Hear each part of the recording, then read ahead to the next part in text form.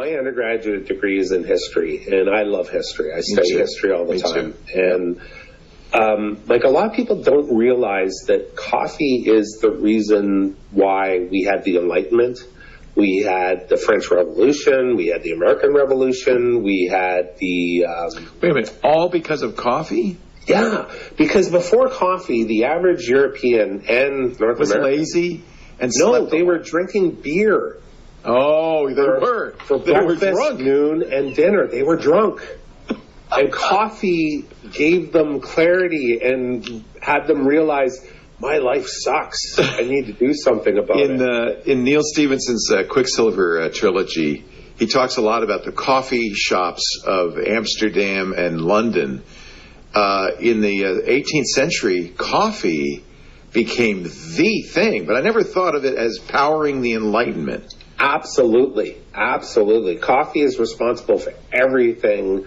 It's responsible for people organizing, thinking, having clarity of thought, realizing their situation maybe wasn't as good as it could be. Wow. Everything. Without coffee, so were Americans in the late 18th century coffee drinkers? Yeah, so America is always, I mean, coffee started hitting French and Austrian shores and Italy shores around 1675. And around by 1750, there were coffee shops everywhere all over, you know, the European and neo-European world. Wow.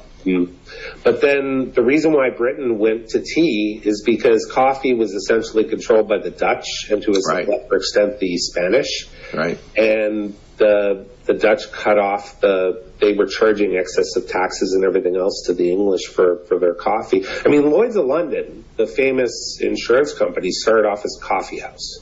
No kidding. I guess I knew that from Quicksilver.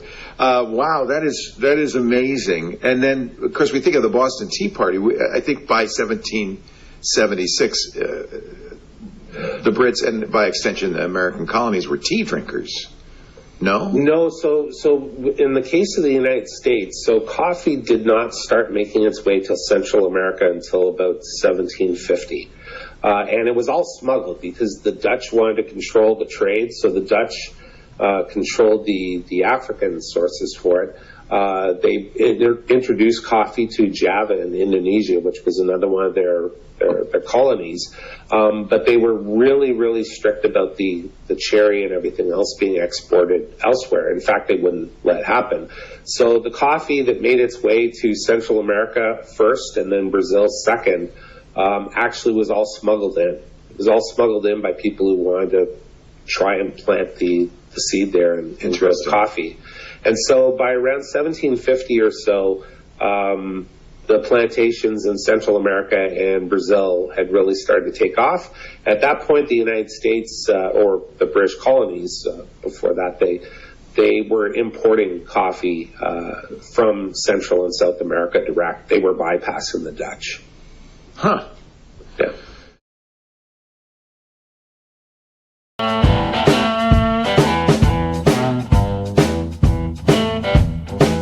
Woke up this morning.